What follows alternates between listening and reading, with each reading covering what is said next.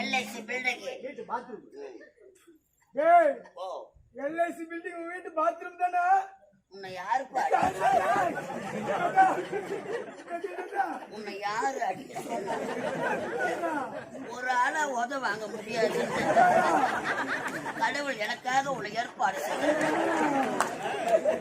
கடவுள் உன்னை ஆசீர்வதிப்பான்.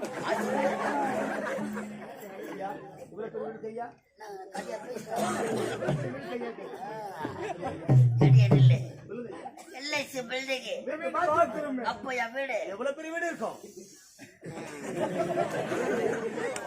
கடிய போ